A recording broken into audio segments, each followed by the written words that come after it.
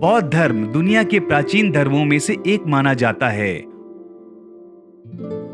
इसकी नींव गौतम बुद्ध द्वारा रखी गई थी, लेकिन हम इस ऐतिहासिक हस्ती के बारे में कितना जानते हैं?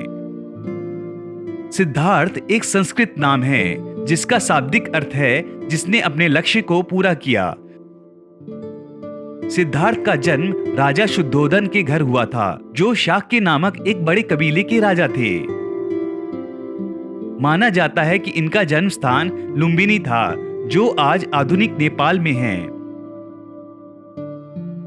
एक बड़े भविष्यवक्ता ने राजकुमार के बारे में भविष्यवाणी की और बताया कि लड़का या तो एक महान शासक होगा या एक महान आध्यात्मिक शिक्षक होगा।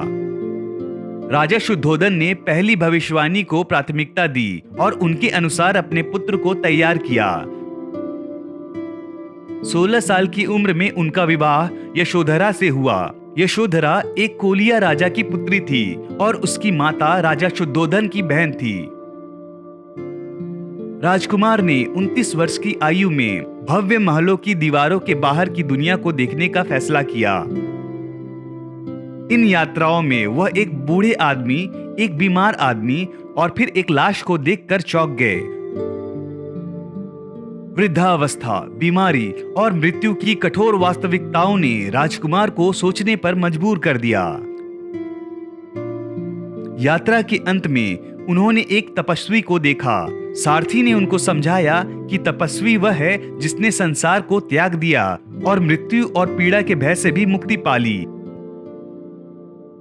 बाद में इन जीवन परिवर्तनकारी दर्शन को बौद्ध धर्म में 4 पासिंग साइट्स के रूप में जाना गया। हालांकि कुछ समय के लिए राजकुमार राजमहल में लौट आए, लेकिन अब उन्हें किसी विलासिता में आनंद नहीं आया। उन्हें एहसास हो गया कि अब वह एक राजकुमार का जीवन जीने से संतुष्ट नहीं हो सकते। एक रात उन्होंने महल छोड़ एक भिक्षुक के वस्त्र धारण कर लिया और आत्मज्ञान की खोज में निकल पड़े। उन्होंने धार्मिक दर्शन के साथ साथ ध्यान करने के तरीकों के बारे में सीखा। इसके बाद वह और 5 साथी आत्मज्ञान प्राप्त करने के लिए निकल पड़े। कहा जाता है कि सिद्धार्थ के कई साथियों ने उन्हें छोड़ दिया। एक बार सिद्धार्थ एक पवित्र पीपल के पेड़ के नीचे बैठे थे। यह वही पेड़ था जहां पर सिद्धार्थ को ज्ञान प्राप्त हुआ। यह पेड़ बोधि वृक्ष के रूप में जाना गया। कई ग्रंथों में सिद्धार्थ के मन के संघर्ष को मारा के साथ एक महान युद्ध के रूप में वर्णित किया गया। मारा ने सिद्धार्थ पर हमला करने के लिए राक्षसों की विशाल सेना बनाई। मारा की बेटी ने सिद्धार्थ को बहकाने की कोशिश की, लेकिन यह कोशिश भी नाकाम रही।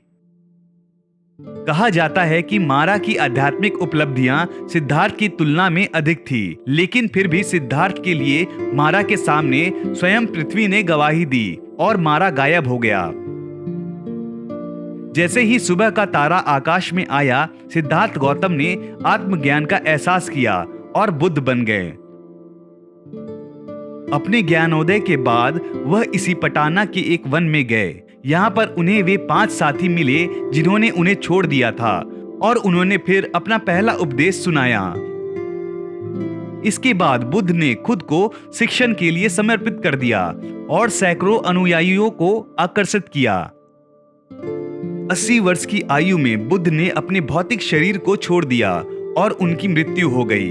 इसके बाद उनके शरीर का अंतिम संस्कार किया गया और उनके अवशेषों को चीन, म्यांमार और श्रीलंका सहित कई जगहों पर स्तूपों में रखा गया।